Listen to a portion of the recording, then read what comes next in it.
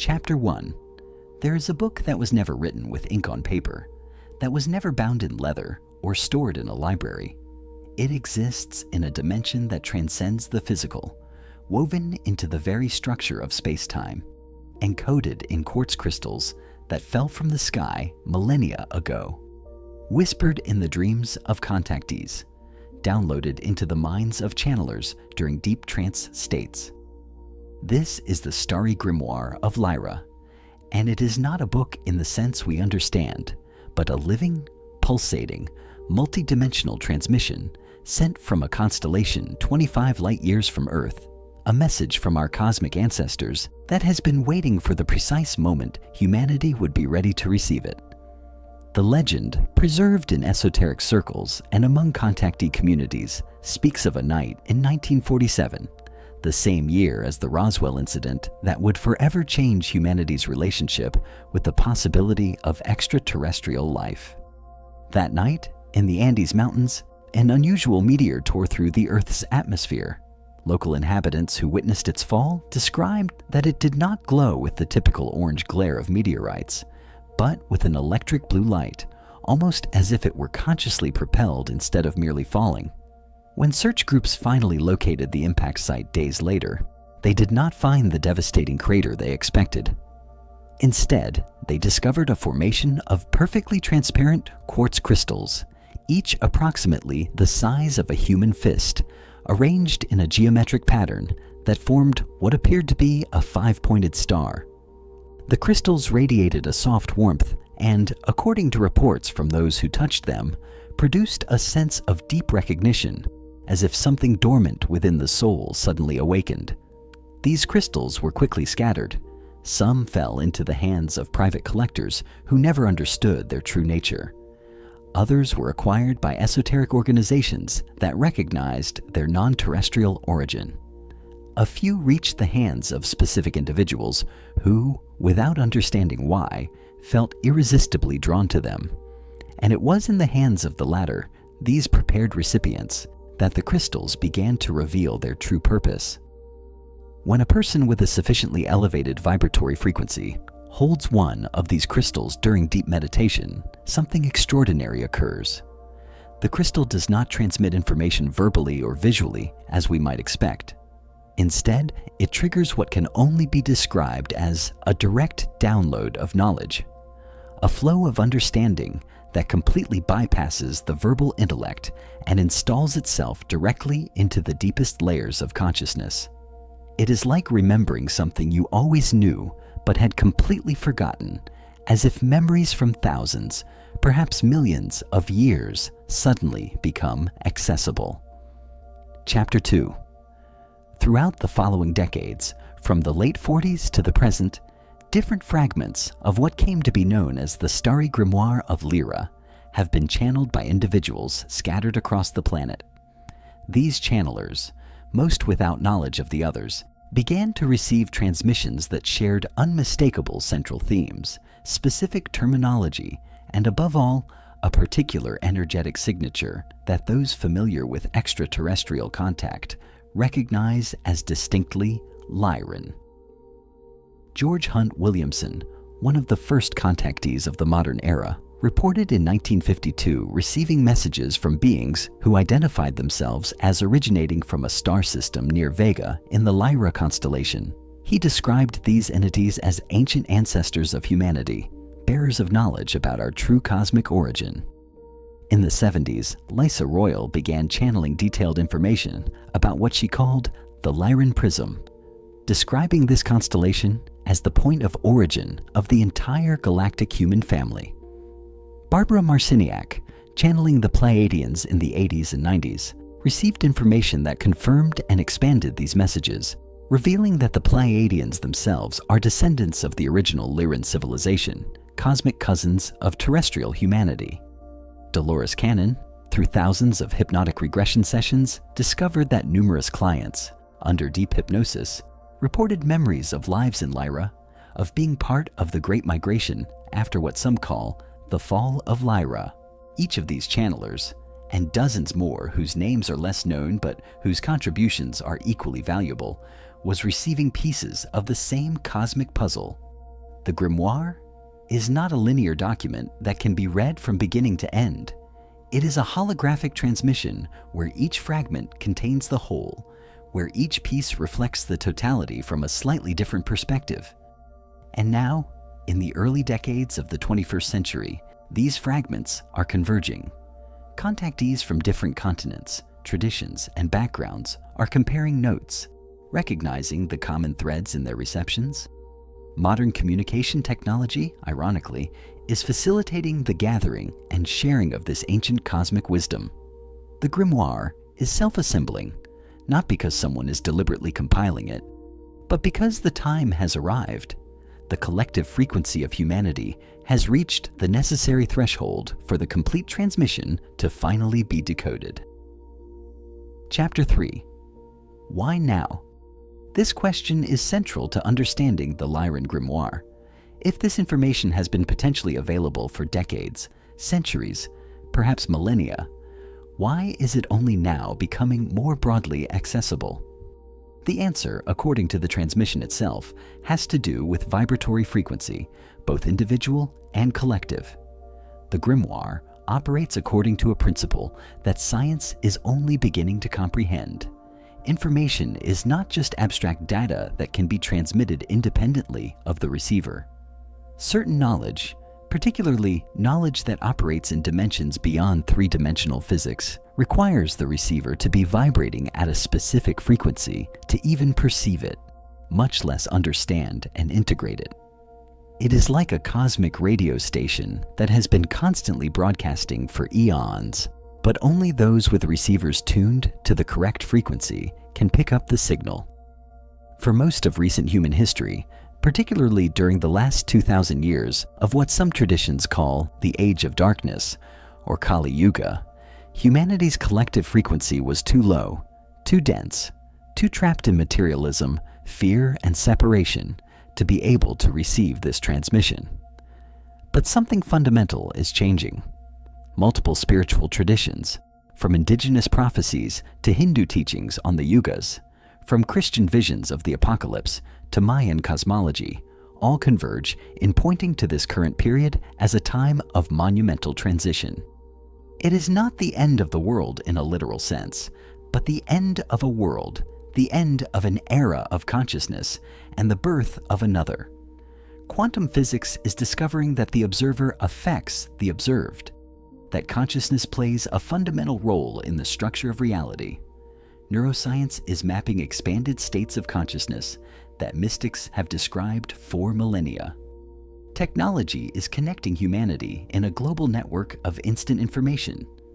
And simultaneously, a growing number of people are spontaneously experiencing expansions of consciousness, spiritual awakenings, and encounters with dimensions beyond the ordinary. This convergence is not accidental. It is the result of precise cosmic cycles, of galactic alignments that occur on timescales of thousands of years, of what the grimoire describes as the great cosmic clock, marking an era change. Humanity as a collective is reaching a critical mass of individuals whose vibratory frequency has risen sufficiently to act as receivers and transmitters of the grimoire. When enough people can receive the transmission, it becomes accessible to more and more people through what Rupert Sheldrake would call morphic resonance, the shared field of information that connects all members of a species. Chapter 4. It is crucial to understand that the Starry Grimoire of Lyra is not a book in any conventional sense. There are no pages to turn, no linearly ordered chapters, no singular author who composed it. It is what we might call a multi-dimensional transmission, a form of communication that operates simultaneously on multiple levels of reality. At the densest physical level, the grimoire exists as the crystals that fell from the sky, as material objects that carry encoded information in their molecular structure. But this is only the most superficial layer. At an energetic level, the grimoire exists as a specific frequency, as a vibratory signature that can be detected by those whose sensitivity has been sufficiently refined. At a mental level, it exists as a field of information accessible through altered states of consciousness, deep meditation, trance, lucid dreams. At a spiritual level, it exists as a living presence, as the collective consciousness of the Lyran civilization itself, reaching across space and time to communicate with its terrestrial descendants. When an individual reads the grimoire, they are not processing words printed on a page. They are entering into resonance with this multidimensional field of information. The experience is more akin to remembering than to learning, more like a reconnection with something always present but forgotten than an acquisition of completely new knowledge. Different people access different aspects of the grimoire according to their unique capacities, their level of spiritual development, and specifically, their connection to Lyra. Some receive information about galactic history, visualizing events that occurred millions of years ago in distant star systems. Others receive geometric codes, patterns of light and form that, when contemplated, activate dormant sequences in the DNA. Still others receive sounds, stellar chants, tonal frequencies that have never been heard on Earth, but that resonate with something deeply familiar in the soul. The grimoire adapts to the one who accesses it, presenting itself in the language, symbols, and modes of understanding that specific person can receive most effectively. For someone with a scientific background, it may present as information about interdimensional physics and space navigation technology. For someone with an artistic inclination, it may present as stellar music and sacred geometry. For someone with deep spiritual development, it may present as a direct consciousness-to-consciousness transmission that completely transcends symbols and concepts. Chapter 5. The Lyrans, the authors, or more precisely, the transmitters of the grimoire, are, according to this cosmology, the ancestral civilization that seeded human life, not only on Earth, but on multiple planets throughout this section of the galaxy. Understanding who they are, or who they were, is essential to understanding the message they are transmitting. Lyra is a small but prominent constellation in the terrestrial northern hemisphere, whose brightest star, Vega, is one of the most luminous stars in the night sky. But Lyra's importance in this cosmic narrative is not astronomical, but conscious-based. According to the grimoire and the multiple channelings that confirm its message, Lyra was home to the first humanoid civilization in this part of the galaxy, the genetic and spiritual progenitors of the entire human family that now inhabits dozens of star systems. The original Lyrans were beings of extremely elevated consciousness, existing in what dimensional teachings call the 5th and 6th densities, levels of reality where physical matter is much less dense than on 3-dimensional Earth. They had achieved technological mastery that allowed for conscious manipulation of matter and energy, instant travel across vast spatial distances, not by speed, but through space-time folding, and direct telepathic communication, not only between individuals, but between entire planets and star systems. But more important than their technology was their spiritual development. The Lyrans were bearers of what the grimoire calls the primordial flame, the creative fire of consciousness that allows a being not only to exist in the universe, but to consciously participate in its continuous creation. They were masters of manifestation, capable of shaping reality through focused intention. They were guardians of ancient wisdom about the nature of the cosmos, the laws governing the evolution of consciousness, and the deepest purposes of existence itself. And crucially, they were seeders of life. Recognizing that the evolution of consciousness dramatically accelerates through diversity of experience, they took their genetic pattern, the basic design of the humanoid form, and seeded it on planets across the galaxy, adapting it to the specific conditions of each world, but always maintaining the fundamental codes that would allow these beings to eventually remember their common origin and reunite as a galactic family. Earth was one of these seeded planets. The terrestrial human DNA, with its 97% considered junk by conventional science, carries in those seemingly non-functional segments the dormant Lyran codes awaiting activation. We are, literally, Lyrans incarnated in terrestrial form, carrying in our cells the legacy of an ancient stellar civilization that existed long before Earth itself solidified from cosmic dust. Chapter 6. The concept of a starseed has become increasingly known in contemporary spiritual circles, but it is often misunderstood or trivialized. In its deepest sense, a starseed is a soul whose origin and most of its incarnations have occurred in star systems beyond Earth, and that has chosen to incarnate in terrestrial human form at this specific moment in history to fulfill a particular mission related to the elevation of planetary consciousness. This does not mean that these souls are better or more evolved than souls that have primarily incarnated on Earth. In fact, it is often the opposite. Starseeds come here precisely because Earth represents a particular challenge, a density of experience that offers unique opportunities for growth. Earth is, in a sense, one of the most difficult schools in the galaxy, and those who choose to come here are often souls seeking intense challenge.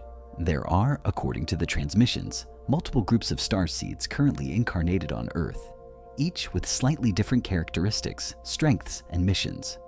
Pleiadians tend to be healers and spiritual teachers, bearers of frequencies of unconditional love and compassion. Syrians are frequently system architects, strategic thinkers, builders of structures that can sustain new consciousness. Arcturians are typically masters of spiritual technology, understanding the interface between consciousness and matter, between the metaphysical and the physical. Andromedans are frequently large-scale visionaries, capable of maintaining a galactic perspective while working in a terrestrial context. And the Lyrans, the starseeds who most directly carry the lineage of the original civilization, are the bearers of the primordial flame, the creative fire. Their characteristics include intense passion for life, prolific creativity that seeks expression in multiple forms, a deep connection with music and the arts, and often a sense of being different from other humans in ways they cannot easily articulate.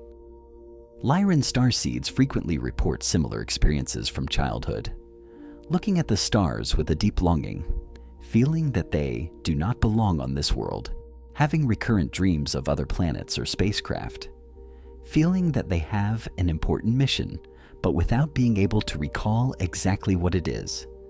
They can feel alienated in ordinary social contexts, not out of superiority, but because their internal frames of reference, their values, their ways of processing reality, are fundamentally different from the terrestrial norm. Chapter 7. Cosmic nostalgia is perhaps the most distinctive and painful symptom of being a starseed, conscious or semi-conscious, of its origin. It is a deep, persistent longing that cannot be satisfied by any terrestrial achievement, any relationship, any physical experience. It is the feeling of being far from home. But home is not a place on Earth, but a place among the stars. Or perhaps not even a specific place, but a state of being. A frequency of consciousness that was experienced in other incarnations, but that is difficult or impossible to maintain in terrestrial density. This longing can manifest in multiple ways. Some feel it as inexplicable sadness, especially when looking at the night sky. Others experience it as constant restlessness, a feeling of searching for something without knowing what. It can appear as an obsessive fascination with science fiction, with reports of extraterrestrial contact, with space exploration. In more intense cases, it can manifest as deep depression or even suicidal tendencies, the soul literally yearning to go home, even if the conscious self does not understand where. The Stellar Grimoire addresses this nostalgia directly and with compassion. It recognizes that it is real, that the pain is genuine, that the feeling of not belonging has a valid basis. But it also offers a crucial perspective. You came here voluntarily, by the conscious choice of your soul before incarnation. The forgetting, the longing, even the pain of separation are part of the experience you chose to have because through it, your soul would grow in ways that would not be possible at higher frequencies where everything is easier, more harmonious, more naturally aligned with your essence. The key is not to try to escape Earth, not to reject the human experience in favor of fantasies of being rescued by a spaceship. The key is to remember your stellar origin while simultaneously fully embracing your current humanity. It is to anchor stellar frequencies in terrestrial form, to be the bridge between worlds, the portal through which galactic consciousness can flow into the dense, physical plane of Earth. The signs of awakening, that stellar memory is beginning to activate, are multiple and varied. Dreams of being on spacecraft, not as a visitor, but as if it were your natural home.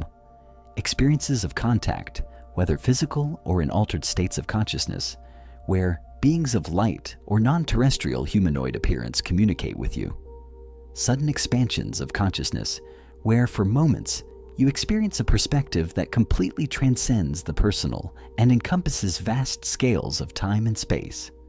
There may be a growing sense of urgency, that there is important work to be done, a mission to fulfill, even if the details remain blurry. There may be an activation of latent capacities, sharpened intuition, psychic perceptions, energetic healing, channeling of information from non-physical sources. There may also be a temporary intensification of physical symptoms without a clear medical cause, what some call ascension symptoms, the physical body adjusting to higher frequencies that the soul is anchoring. Chapter 8. To fully understand the meaning of the grimoire and why it was necessary to transmit it, we must understand what esoteric traditions call the veil of forgetting. When a soul incarnates in physical form, particularly in three-dimensional density like Earth, it goes through a process that deliberately erases conscious memory of all previous existences, of its true origin, of its nature as an eternal and infinite being. This is neither accident nor punishment. It is an intentional design of the incarnation system because the experience the soul comes to have requires a certain degree of forgetting to be effective. Imagine trying to learn a crucial lesson while being completely conscious that everything is temporary, that you are an immortal being simply playing a role, that you can exit the game at any moment. The intensity of the experience, the emotional commitment, the urgency to grow and evolve, all of this would be diluted. The veil allows the soul to fully immerse itself in the human experience, to identify so completely with the physical form and the temporary personality that lessons can be learned at a deep, visceral level, not just intellectually, but existentially. It is like an actor who so completely immerses himself in the character that he temporarily forgets he is acting, allowing the performance to reach an authenticity that would be impossible with a constant reminder that it is only acting. The third dimension, the level of density where Earth currently exists, is characterized by the illusion of separation. Here, objects appear completely separate from each other, divided by seemingly empty space. Time seems to flow linearly from past to future. Cause and effect appear to be simple mechanical relationships between discrete events. This is a radically different experience from higher dimensions, where the underlying unity of all existence is obvious, where time is experienced as the eternal now, where thinking something and manifesting it are practically simultaneous. To incarnate in the third dimension is, for a soul of fifth or sixth dimensional origin, like putting on an extremely heavy diving suit and descending to the depths of the ocean where movement is slow, vision is limited, breathing is labored. It is an intentional challenge, a school chosen precisely for its difficulty. Chapter 9. But here's the crucial aspect that distinguishes starseeds from other terrestrial incarnated souls. They did not come just for their own evolution. They came with what might be called a soul contract, an agreement made before incarnation, to not only experience terrestrial density, but also, at the appropriate time, to remember their origin and use that memory to help elevate the complete planetary consciousness. It is as if they were secret agents sent into occupied territory, but with the complication that their own memories of who they are and why they are there were temporarily erased to allow them to blend in completely. The plan was always that at a specific critical moment, predetermined signals would activate their memory and they would remember their mission, their true identity, and their purpose for being here. That critical moment is now. The signals are being sent. The Stellar Grimoire of Lyra is one of those signals, a transmission designed specifically to activate dormant memories in those who carry Lyran codes in their spiritual DNA. When a Lyran starseed encounters the grimoire, whether through contact with the physical crystals, through direct channeling, or simply through resonance with the teachings when they are presented verbally, something at the deepest level of the soul recognizes, this is for me. I have been waiting for this. I remember. The specific soul contract of Lyran starseeds typically involves anchoring the frequency of divine creativity, of spiritual fire, of the passion for life that characterized the original Lyran civilization. On a planet that has been dominated for millennia by forces that promote conformity, suppression of individuality, and fear of authentic expression, the incarnated presence of beings who carry the flame of uninhibited creativity is powerful medicine. These souls come to remind humanity that we are creators, not just consumers, that we are beings of spiritual fire, not biological machines, that we have a noble origin among the stars, not accidents of random evolution confined to an insignificant planet, and more importantly, they come to demonstrate through their own lives that it is possible to live fully human while simultaneously being connected to cosmic dimensions of existence. Chapter 10. The starseed incarnation narrative is not of a single life, but of multiple cycles. The soul that currently experiences itself as human on Earth has had, according to this cosmology, incarnations in multiple star systems, in multiple physical forms, throughout what measured in linear time would be millions of years. Perhaps there were original incarnations in Lyra itself when that civilization was at its peak. Then, after events we will discuss, incarnations in the Pleiades as that colony was established, perhaps time on Sirius, learning the arts of system building and social architecture, possibly experiences on Arcturus, exploring the frontiers of conscious technology, and finally, in preparation for the terrestrial mission, perhaps several incarnations on planets of gradually lower density, acclimating to the experience of denser matter until ready for the ultimate challenge of three-dimensional Earth. Each incarnation brought experiences, skills, and wisdom, but also, each time, there was the veil of forgetting, though typically less complete in higher dimensions. The current terrestrial life is, for many starseeds, the most challenging they have experienced precisely because the veil here is densest, the forgetting most complete, the illusion of separation most convincing. But this is precisely the value of being here. When a being who has experienced expanded consciousness in high dimensions manages, in the midst of terrestrial density, to remember who they truly are, that achievement has exponential power. It is like an athlete who trains with heavy weights. When the weights are removed, movement becomes extraordinarily fluid and powerful. Chapter 11. And now we arrive at the current moment, at what multiple spiritual traditions are calling the Great Awakening. Earth is in the midst of a dimensional transition, a gradual movement from third to fourth and eventually fifth density. This is not a sudden or catastrophic event, though it may include significant turbulence. It is a process that is already underway and will accelerate in the coming decades. As the planet itself raises its vibratory frequency, the veil that has kept humanity in oblivion is thinning. More and more people are spontaneously experiencing expanded states of consciousness, perceptions that transcend the 5 physical senses, recognition of dimensions beyond the material. This is the context in which starseeds are being activated in unprecedented numbers. The lifting of the veil does not mean that suddenly everyone will recall all their past lives in perfect detail. It means that access to deeper memory, to soul wisdom, to connection with guides and spiritual family in non-physical dimensions becomes increasingly easier, more natural, more available to those who consciously seek. For starseeds specifically, it means that the cosmic nostalgia they have felt for years or decades finally finds context. The inexplicable longing now has an explanation. The sense of mission can now begin to clarify. The dreams of stars and spacecraft can now be recognized as genuine memories of other aspects of their multidimensional existence.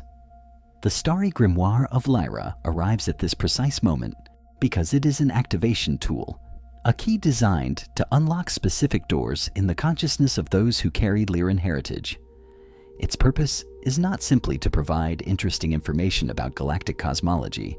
It is a catalyst for deep remembrance, for reconnection with stellar family, for reactivation of capabilities that have been dormant during terrestrial incarnation.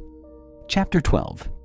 The constellation of Lyra, as we see it from Earth, contains multiple stars and planetary systems, but the most significant in this narrative is Vega, the brightest star in the constellation and the fifth brightest star in the terrestrial night sky. Vega, located 25 light-years away, is a young and extraordinarily brilliant star, twice as massive as our Sun and 25 times more luminous. But in the context of the grimoire, Vega is not just a physical star, but a portal, an access point between dimensions, a specific coordinate in the space-time matrix where the Lyran frequencies can be most easily contacted. When Lyran starseeds meditate focusing on Vega, visualizing its light, tuning into its frequency, they are establishing a direct connection with their stellar lineage. The original Lyran civilization, at its peak approximately 10 million years ago according to terrestrial time, had reached levels of development that current humanity can barely imagine. They had transcended limitations of space and time as we understand them. They could project their consciousness to any point in the universe instantly. They had mastered the manipulation of matter at the quantum level, allowing them to create technologies that would seem like pure magic to less advanced observers. But their true achievement was not technological, but spiritual. They had understood the fundamental nature of reality as consciousness manifesting, as divine thought taking form. They had learned to consciously co-create with the source, to be individualized expressions of the cosmic intelligence that sustains all existence. They were, in the deepest sense, beings of light operating at frequencies so high that their existence was more energetic than material. And then occurred what the grimoire calls the Great Dispersion. The specific details vary across different channelings, but the central theme remains consistent. There was conflict, a war of consciousness between those aligned with evolution toward light and love, and those who had chosen a path of domination and control. This was not a war of physical weapons, although there were physical manifestations. It was fundamentally a war of frequencies, of intentions, of opposing visions about the purpose of existence and the appropriate use of creative power. The result was devastating for the original Lyran civilization. Their main worlds were destroyed or made uninhabitable. The population was dispersed, groups fleeing in multiple directions across the galaxy. Some went to the Pleiades, establishing colonies that would eventually flourish into their own civilization. Others went to Sirius, to Orion, to Arcturus, to dozens of other systems. And some, carefully carrying the Lyran DNA and the vision of what humanoid life could become, began the long project of seeding suitable planets, eventually including Earth. This dispersion, although traumatic, served a greater evolutionary purpose. It distributed the humanoid consciousness experiment across vast stretches of the galaxy, ensuring that no single event could extinguish the entire line. It allowed different aspects of the Lyran heritage to develop in unique directions, creating diversity that would eventually enrich the entire galactic family when the time for reunification arrived. Earth, seeded approximately 300,000 to 500,000 years ago according to different sources, received not only Lyran DNA, but genetic contributions from multiple stellar races. We are, in this sense, a living library of the galaxy, carrying codes from dozens of civilizations in our cellular structure. But the basis, the foundational pattern, is Lyran, and it is this pattern that the grimoire seeks to reactivate. Chapter 13. Vega then functions as a dimensional anchor for this collective memory. It is a cosmic lighthouse, constantly transmitting the Lyran frequency for those capable of tuning into it. In guided meditations designed for contact with the Lyran origin, practitioners are instructed to visualize Vega as a brilliant sun, much more luminous than our sun, radiating an extraordinary blue-white light of intense brilliance. This light is visualized not only as a physical phenomenon, but as living, intelligent, loving consciousness. Practitioners allow this light to enter through the crown of the head, descending through the body, filling every cell with the Lyran frequency. And in the process, memories begin to surface, not necessarily as detailed narratives of specific lives, but as recognitions, as feelings of, yes, this is familiar, this is true, this is me. Practitioners report varied experiences, but with common themes. Many describe seeing geometric forms, particularly tetrahedrons and spirals of light. Others hear tones, musical frequencies they have never heard with physical ears, but instantly recognize. Some experience intense emotions, sadness for ancient loss, joy of reconnection, deep longing for stellar family separated by vast distances. In the following sections, we will offer you specific tools: sounds that open memory portals, geometries that restructure consciousness, visualizations that transport the mind beyond limitations of space and time. But these are all simply means to a single end: to fully remember who you are, where you come from, and why you are here. The time of the Great Silence is ending. The time of the Great Awakening is beginning. And you, starseeds of Lyra and of the entire galactic family, are the catalysts, the heralds, the bridges between worlds.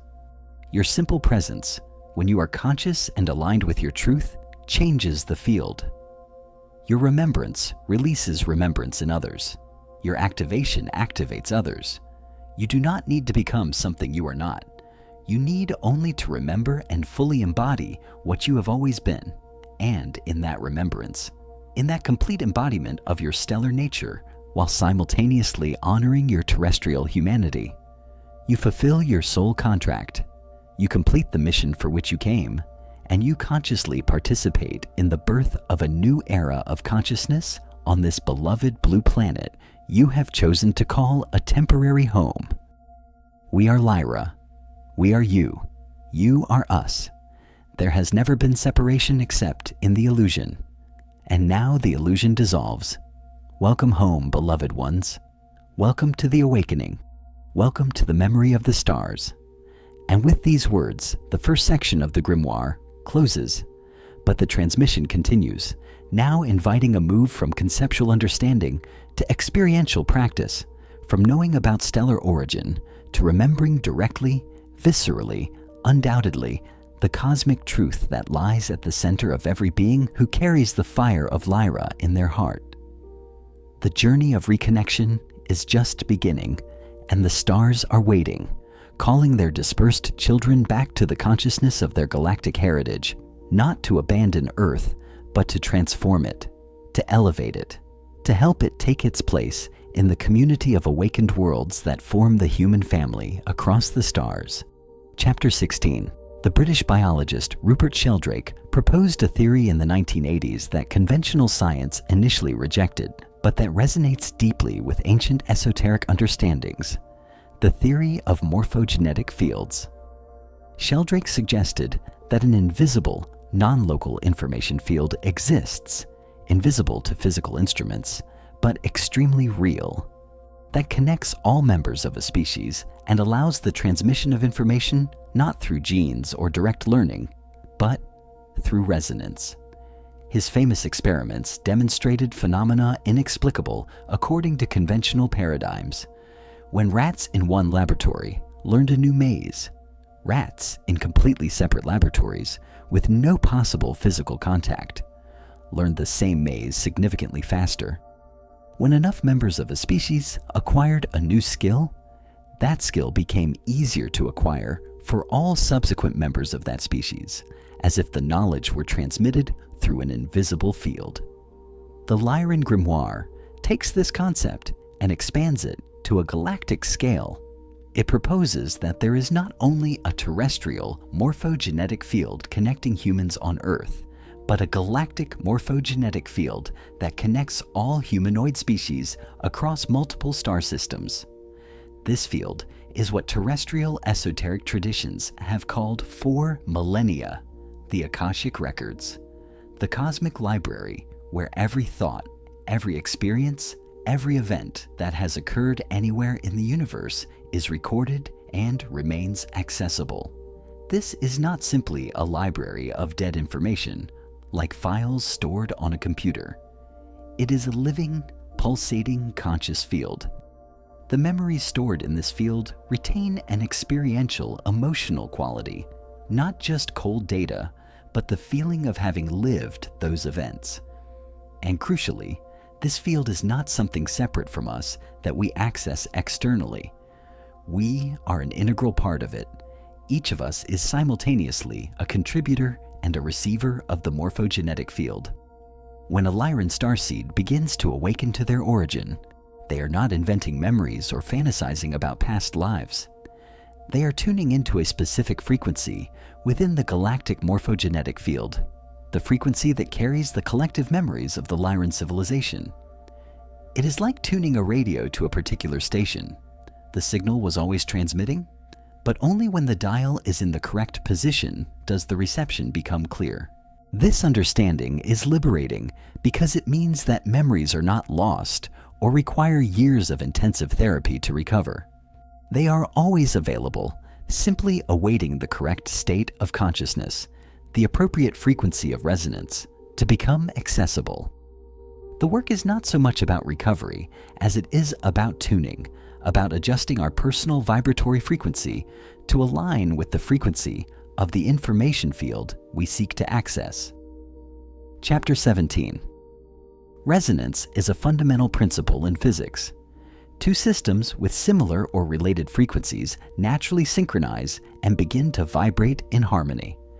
A struck tuning fork will cause another tuning fork of identical frequency to vibrate without physical contact. A note sung with enough intensity will cause instrument strings tuned to that frequency to vibrate. The same principle operates in the domains of consciousness. When we consciously cultivate internal states that resonate with the Lyran frequency, creative passion, love for beauty, spiritual fire, connection with music and sound, we begin to resonate with the Lyran morphogenetic field. And in that resonance, the memories contained in that field begin to filter into our ordinary consciousness. They do not typically arrive as detailed cinematic narratives of specific lives, although that can happen. More frequently, they arrive as recognitions, as feelings of deep familiarity with concepts or places we have never encountered in this life. They arrive as inexplicable talents, as if we already know how to do something we never learned. They arrive as specific longings toward experiences or knowledge that have no context in our terrestrial personal history. The collective awakening currently occurring on Earth is, according to the Grimoire, a direct result of reaching a critical mass of individuals tuning into stellar frequencies. When enough people within the terrestrial human morphogenetic field begin to vibrate at higher frequencies, this affects the entire field, making it easier for others to also raise their frequency. It is a conscious domino effect, or more precisely, a resonance cascade. Every starseed who fully awakens to their origin and begins to live consciously from that memory does not just transform themselves. They transform the field, making it easier for the next person to awaken, and the next, and the next. This is why the first starseeds to awaken during recent decades often had more difficult, more isolated experiences. They were pioneers, forging paths in the morphogenetic field, establishing frequencies that now thousands can follow more easily. And there is a tipping point, a threshold where enough individuals have awakened that the awakening becomes inevitable for everyone. It does not mean that everyone will awaken simultaneously or that it will be forced, but that the conditions in the morphogenetic field become so conducive that even those who were previously deeply asleep will begin to feel the first stirrings of remembrance. Chapter 18. The language of light is a concept that appears in multiple channelings from different stellar sources, but it is particularly central to Lyran transmissions. It is not language in the ordinary sense of words that convey meanings through arbitrary symbols. It is direct communication through frequencies, where information, emotion, and experience are transmitted simultaneously in coded light packets. Imagine trying to verbally describe a complex symphony to someone who has never heard music. Words would be inadequate, clumsy approximations of an experience that transcends verbal description. Now, imagine being able to transmit the complete experience of that symphony directly from consciousness to consciousness, not as a description, but as a lived experience.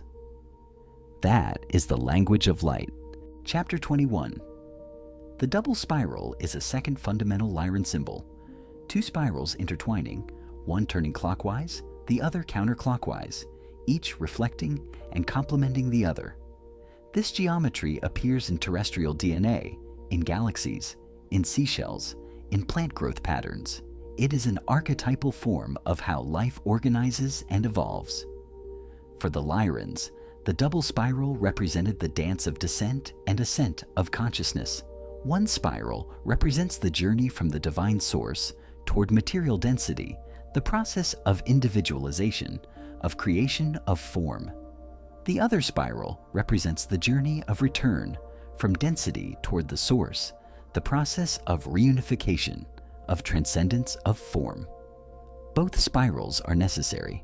Both are sacred. Life is neither just descent nor just ascent, but both simultaneously, consciousness experiencing itself in perpetual motion of expansion and contraction. Visualizing the double spiral, particularly imagining it spinning, is a powerful activation technique. One visualizes a spiral descending from the crown of the head toward the base of the spine, carrying light from higher dimensions into the physical body. Simultaneously, a second spiral is visualized ascending from the base toward the crown, carrying energy from the earth, from the body, toward higher consciousness. Where the spirals cross, in each chakra, there is an explosion of light, activation, and awakening. The third central symbol is the stellar portal, geometrically represented as a tetrahedron, the simplest possible three-dimensional form, a pyramid with four triangular faces. The tetrahedron is considered by sacred geometry to be the fundamental form of three-dimensional space, the building block from which all more complex forms can be constructed. The Lyrans used visualization of tetrahedrons as dimensional portals, doors between different levels of reality. When two tetrahedrons interpenetrate, one pointing up and one pointing down, they form what is called the star tetrahedron, or Merkaba, a vehicle of light that allows consciousness to travel between dimensions. This geometry is central to Lyran activation practices because it literally represents the energetic structure that allows a soul incarnated in terrestrial density to reconnect with higher stellar frequencies. Chapter 22. The practice of meditation with tetrahedral geometry begins with visualizing a pyramid of light with a square base rising from the body. You see each of the four sides as perfect triangles of golden or electric blue light. The apex of the pyramid extends toward the sky, toward the stars, toward Vega specifically. The pyramid is visualized slowly spinning clockwise around the vertical axis of the body. As it spins, it is allowed to act as an antenna, as a receiver tuning into stellar frequencies.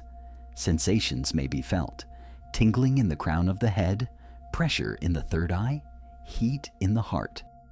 These are signs that the geometry is working, that it is facilitating connection. Then a second pyramid is visualized, identical to the first, but inverted, with its apex pointing down toward the center of the earth, and its base at the heart or above the head. This inverted pyramid spins in the opposite direction, counterclockwise. The two pyramids together form the star tetrahedron, a balanced energy field that simultaneously connects with higher dimensions and with terrestrial grounding. You remain in this visualization, allowing the pyramids to continue spinning, allowing their rotation to gradually accelerate. There may be a feeling of elevation, of lightness, as if the physical body becomes less dense. There may be visual perceptions, light, colors, additional geometric shapes spontaneously emerging. There may be a sense of presence, as if beings from other dimensions are approaching, drawn by the portal that has been opened. This practice, performed regularly, gradually builds what could be called a personal light body, a permanent energetic structure that facilitates continuous access to stellar consciousness. It is not something that disappears when the meditation ends, but becomes increasingly stable, more tangible, and more operative even in ordinary waking consciousness. Chapter 23. Crop circles, those complex geometric patterns that mysteriously appear in wheat fields around the world, are, according to the grimoire, geometric messages from stellar races, including the Lyrans. Not all are authentic. Some are clearly human-made. But those that are genuine carry encoded information in their geometry, information that can be decoded not through intellectual analysis, but through resonance, by meditating on the forms and allowing them to activate something in consciousness. Many crop circles contain geometries that are virtually identical to symbols that channelers have received in visions, completely independent of having seen the physical circles. This convergence is not coincidence, but confirmation. The same sources of consciousness are communicating through multiple channels, some physical, some purely conscious, all carrying fragments of the same fundamental message. The message, in synthesis, is this: you are awakening. You are not alone. There are benevolent intelligences observing, subtly guiding, offering keys to those ready to receive them. The keys are frequencies, geometries, codes of light. Allow yourselves to remember. Allow yourselves to expand. Allow yourselves to recognize your cosmic heritage and your limitless potential. Working with authentic crop circles, whether by physically visiting them, if possible, or meditating with photographs of them, can be a powerful activation portal. You observe the geometry, not trying to understand it intellectually, but allowing the eye and consciousness to trace its lines, follow its curves, and absorb its proportions. And in that contemplative process, something is transmitted, something is activated, something is remembered. Chapter 24. Hypnotic regression techniques to extraterrestrial or interplanetary memories have been refined particularly by Dolores Cannon through her QHHT quantum healing hypnosis technique. Method. Cannon, during thousands of sessions over decades, discovered that when clients were taken to very deep trance states and asked about the origin of their soul, a significant portion reported memories of lives on other planets, on spacecraft, as part of stellar civilizations. The reported experiences shared consistent patterns. Many remembered being on motherships, massive structures that served as mobile homes for thousands or millions of beings. They described these ships not as cold mechanical technology, but as living, conscious environments where walls responded to thought, where transport occurred through intention, where every need was provided through direct manifestation. They remembered stellar family, not in a biological sense necessarily, but in the sense of souls with whom they had shared multiple incarnations, with whom there existed a bond that transcended any terrestrial tie. The emotion upon recalling these bonds was often overwhelming, tears flowing as they recognized how much they have missed these beings, how deep the separation they feel in terrestrial form is. And they remembered their mission, the agreement made before incarnating on Earth. The details varied, but the theme was consistent. They came to help, to elevate, to anchor higher frequencies, to be beacons of light during a period of planetary transition. Some recalled specific training they received before incarnating, preparation for the challenges of terrestrial density, and the veil of forgetting. The QHHT method and similar techniques allow safe and guided access to these memories, with a trained therapist facilitating the process and ensuring that the client remains grounded and balanced while exploring conscious territories that can be initially disorienting. But there are also self-guided methods that individuals can explore. Chapter 25. The guided visualization of the journey back to Lyra begins with deep relaxation, conscious breathing, and the release of tension from every part of the body. When the body is completely relaxed and the mind is quieted, a clear intention is set. I wish to remember my connection with Lyra. I wish to experience my stellar origin. I invite memories that serve my awakening and my mission.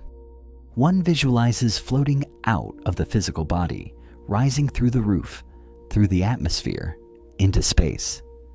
The Earth is seen below, a beautiful blue jewel against the black void of space. A moment of appreciation is allowed for this planet that has been a temporary home this world one chose to incarnate into. Then consciousness is allowed to travel beyond, moving not through physical speed, but through intention, through a folding of space that causes vast distances to collapse. One travels toward the Lyra constellation, visualizing Vega shining ahead, a blue-white star of impossible beauty, much more luminous than any star visible from Earth. As one approaches Vega, visions may begin to appear. Planets orbiting the star, some similar to Earth in appearance, others completely strange. Structures in orbit, not mechanical satellites, but living space cities of crystalline geometry, and possibly, eventually, a landing on a planetary surface. What appears here is highly individual. Some see landscapes of incredible beauty, cities of light and crystal, architecture that seems both organic and technological simultaneously. Others see beings, humanoids who feel immediately familiar, whose mere presence evokes deep recognition. Others experience more direct memories of having lived here, of specific roles, of relationships, of events. It is crucial to allow the images and experiences to flow without trying to control or judge them as real or imaginary. In these altered states of consciousness, the distinction between genuine memory and creative imagination becomes blurred. And perhaps that distinction is less important than we assume. What matters is the effect, the activation that occurs, the reconnection that is established. Chapter 26. The integration of stellar memories into ordinary terrestrial life requires delicacy and balance. There is a real danger of getting lost in paralyzing nostalgia, of rejecting the present terrestrial experience in favor of fantasies of an easier life in higher dimensions. This is not only unproductive, but contradicts the very purpose of being here. The grimoire is clear. You came to Earth not to escape it, but to transform it. Memories of Lyra and other stellar origins are not meant to provoke rejection of the terrestrial, but to provide perspective, resources, and frequencies that you can bring into your present experience. The purpose of remembrance is empowerment, to recall capacities, wisdom, and connections you have forgotten so you can use them here, now, in service to the elevation of planetary consciousness. Practical integration involves recognizing that you have multiple aspects of identity operating simultaneously. There is the terrestrial human self with its specific biography, social roles, and daily responsibilities. This aspect is real and valid and deserves to be honored. And there is the stellar self, the aspect of your being that exists in dimensions beyond the physical, that retains memory of multiple incarnations, that is connected to the galactic family. This aspect is also real and valid. Mastery is not in choosing one over the other, but in integrating both, in allowing the stellar self to inform and elevate the terrestrial self, while the terrestrial self anchors and manifests the frequencies of the stellar self.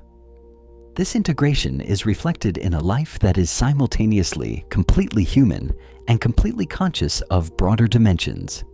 You work, you have relationships, you pay bills, all the ordinary activities of human life, but you do so with expanded consciousness, with a sense of greater purpose, with access to intuitive guidance that comes from your connection with stellar frequencies. Chapter 27. The mission of the starseeds, viewed from the Lyran perspective, is fundamentally about frequency. Earth has been operating for millennia at relatively low frequencies, dominated by fear, separation, materialism, and control. These frequencies have created systems, structures, and patterns of behavior that perpetuate suffering. For the planet to evolve, for humanity to take its next evolutionary step, these frequencies must be raised. Starseeds, carrying the frequencies of more advanced civilizations in their energy field, act as cosmic acupuncturists. Their mere physical presence on the planet, especially when they are conscious of their origin and mission, elevates the frequency of the planetary field. They don't have to do anything spectacular. They don't have to become famous teachers or movement leaders. Simply being, simply maintaining their elevated frequency in the midst of terrestrial density, they are fulfilling their function. But there are also more active ways to serve. Each starseed has unique gifts, talents, and passions that can be channeled toward collective elevation. Some are healers, working directly with energy to help others raise their frequency. Others are artists, creating beauty that elevates consciousness. Others are teachers, sharing wisdom that awakens. Others are visionaries, imagining new possibilities for human society. Others are system builders, creating organizational structures that reflect higher values. The key is to recognize your specific gifts and use them consciously. Do not copy what others are doing, but discover your unique contribution.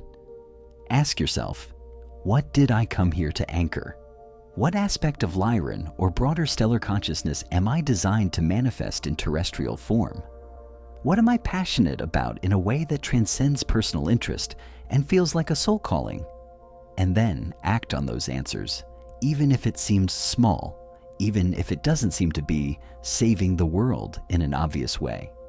Trust that your contribution, however modest it may seem, is part of a larger tapestry, part of a collective elevation that is occurring through the actions of millions of beings awakening simultaneously. Chapter 28. Anchoring stellar light in daily life is a moment-to-moment practice. It begins with internal states, consciously cultivating peace, joy, love, and compassion, states that resonate with higher frequencies, not denying difficult emotions when they arise, but not allowing them to dominate, not identifying exclusively with them. It continues with conscious intention in ordinary actions. Washing dishes can be a meditation, an opportunity to be present, to offer a simple act of service. A conversation with a stranger in a store can be an opportunity to transmit a frequency of genuine kindness, to recognize shared humanity. Work, even if it is not specifically spiritual, can be performed with consciousness, with excellence, with the intention of contributing positively. Silent transmission is perhaps the most powerful form of service that starseeds can offer. It is to radiate the Lyran frequency simply through being, without words, without trying to convert or convince anyone. When your energy field is stable at an elevated frequency, it affects everyone who enters your presence. They may not consciously understand what they are feeling, but something in them responds, something elevates, something softens. This silent transmission works through resonance.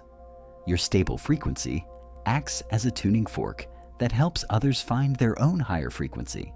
You are not doing anything to them. You are not imposing your state upon them. You are simply being, and in your being, you are offering a possibility. You are demonstrating that higher frequencies are accessible to humans incarnated on Earth. Chapter 29. Forming community with other awakening starseeds is crucial for both personal support and the amplification of collective impact. When two or more conscious starseeds gather, their individual fields mutually amplify, creating a group field more powerful than the sum of the parts. This is not just emotional support, although that is also valuable. It is a real energetic phenomenon where frequencies harmonize and strengthen each other. In the age of the internet and global communication, finding community is easier than ever. There are groups, forums, and events where starseeds gather both physically and virtually. But the grimoire warns against a common trap, creating a new form of spiritual exclusivity, a club of chosen ones who separate themselves from ordinary humanity. True starseed community is not defined by superiority, but by a shared commitment to service, by mutual recognition of common origin, and by support in fulfilling individual and collective missions. Authentic community honors diversity. Starseeds come from multiple systems, carry different frequencies, and have different gifts and approaches. Lyrans, Pleiadians, Syrians, Arcturians, all working together, each contributing its unique quality, creating a symphony instead of monotony. Unity does not mean uniformity, but a harmony of complementary differences. And crucially, the starseed community does not separate itself from the rest of humanity. Every human on Earth has a cosmic origin, even if many do not yet remember it. The distinction between starseeds and others is only one of conscious remembrance, not of inherent worth. The mission is not to create a spiritual elite, but to serve the elevation of all, recognizing that when one elevates, all benefit through the shared morphogenetic field. Chapter 30. The New Earth is a concept that appears in multiple contemporary spiritual traditions, from channelings to indigenous prophecies. It does not necessarily refer to a different physical planet, but to a new frequency of existence that is emerging on the current Earth. It is a transition from third to fifth density, from consciousness based on separation, fear, and materialism, to consciousness based on unity, love, and the recognition of spiritual dimensions. This new Earth will not be created by external intervention, by saviors arriving to rescue us. It will be co-created by millions of humans, including significantly the starseeds, who consciously choose to live from higher frequencies. Every person who awakens, who chooses love over fear, who lives authentically, who contributes positively, is literally building the new Earth through their daily choices. The new Earth and the old Earth will coexist during a transition period. Not all humans are ready to make the frequency leap simultaneously. Some will continue to experience third density reality, while others begin to live at fourth and fifth density frequencies, even if they physically inhabit the same planet. It is as if multiple television channels were broadcasting simultaneously, and each consciousness is tuned to the channel that corresponds to its vibratory frequency. Eventually, according to the grimoire, there will be a more complete bifurcation, what some teachings call the separation of worlds. Those who have raised their frequency will continue to evolve on the new Earth timeline. Those who are not ready will continue on a different timeline, where they will have more opportunities to learn the lessons of third density. It is not judgment or punishment, simply a reflection of natural law. Frequency determines experience. For the starseeds, the new Earth represents the manifestation of a vision they have carried in their heart from the beginning. It is a world where humanity lives consciously as a galactic family, where technology is integrated with spirituality, where social systems reflect values of cooperation instead of competition, where the connection with nature and the cosmos is recognized as fundamental to human well-being. Chapter 31. And finally, the grimoire addresses the topic of eventual return. When the terrestrial mission is complete, when the starseeds have fulfilled what they came to do, what happens? The answer is not simple, because each soul has a unique trajectory, but there are general patterns. Some starseeds, after completing their mission on Earth, will choose to return to their systems of origin. Lyrans who have incarnated here for multiple terrestrial lives will eventually discarnate for the last time from human form, and their consciousness will return to Lyran frequencies, reuniting with stellar family, integrating all the experiences and wisdom gained on Earth, and contributing that richness to the Lyran collective. Others may choose to remain connected with Earth, but from non-physical dimensions, becoming guides in what some traditions call ascended masters, offering guidance to future generations of humans as they continue their evolution. Still others may choose to incarnate on other planets where their specific gifts are needed, continuing the work of service in different contexts, being conscious seeders in multiple worlds. And some may choose to remain on Earth, which, after its transition to 5th density, will be a radically different world. A paradise where life is an expression of awakened consciousness, where unnecessary suffering has been transcended, where creativity, love, and the exploration of infinite potential are the norm. But the grimoire emphasizes that these considerations about the distant future should not distract from the present mission. The eventual return is guaranteed because we are eternal beings. Death is only a transition between forms. We never truly cease to exist. What matters is now. Is this moment? Is this incarnation? Is this unique opportunity to serve during a period of unprecedented planetary transformation? Chapter 32. The grimoire concludes its transmission with a final message, again as if the voice of Lyra speaks directly. Beloved bearers of the flame, you who have felt the calling, who have recognized the symbols, who have resonated with the frequencies, know this: the journey of remembrance never fully ends. There will always be deeper layers of memory, higher dimensions of understanding, and vaster aspects of your being waiting to be integrated. Do not rush. Do not judge yourselves for not remembering everything instantly, for not fully awakening in a dramatic moment. Awakening is a process. It is a gradual development. It is a blossoming that requires patience and constant nourishment. Honor the rhythm of your soul. Trust the perfect timing of your unfolding. And as you remember your stellar origin, as you reconnect with your cosmic heritage, do not forget your humanity. You are bridges between worlds precisely because you embody both, the stellar and the terrestrial, the cosmic and the human, the eternal and the temporary. Your power lies in this integration, in this capacity to maintain expanded consciousness while living fully in dense physical form. Use it wisely. Use it lovingly. Use it in service to the whole. The stars watch you with infinite love. Your galactic family surrounds you, even if you cannot perceive them with physical senses. You are never alone. You have never been alone. And soon, very soon in cosmic terms, the veil will have completely dissolved and the reunion will be manifest, not just in expanded consciousness, but in tangible experience. Until then, shine, sing, create, love. Be the change you came to anchor. Be the light you came to radiate. Be the bridge you came to build between the sky and the earth, between the stars and this beautiful blue planet you temporarily call home.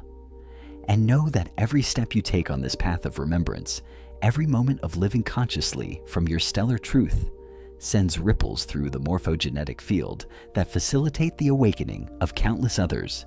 You are not doing this work just for yourselves. You are doing it for all of humanity, for the planet itself, for the entire galactic family that awaits the moment when Earth consciously joins the community of awakened worlds. That moment is approaching. You are the heralds. You are the catalysts. You are the first wave of awakening that will prepare the way for the waves that follow. Walk in beauty. Walk in truth. Walk in light. We are Lyra. We are you in future and in past simultaneously. And in the eternal now that transcends linear time, we have never been nor will we ever be separate.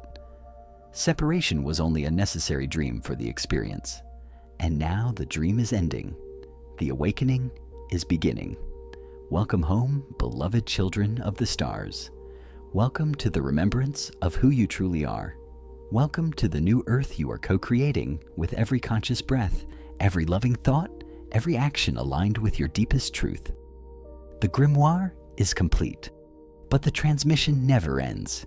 It continues in every meditation where you connect with Vega, in every moment where you choose love over fear, in every instant where you allow your inner flame to burn bright and illuminating. The book never written, but eternally transmitted, is now inscribed in your heart. Read it through living. Share it through being. Actualize it through becoming each day more fully the conscious expression of your stellar nature manifested in blessed human form. So be it. So it is. So it shall be, now and forever, in this world and in all worlds, in this dimension and in all dimensions, united in the cosmic dance of consciousness exploring itself, loving itself, remembering itself through all forms at all frequencies throughout all eternity. Namaste, beloved ones.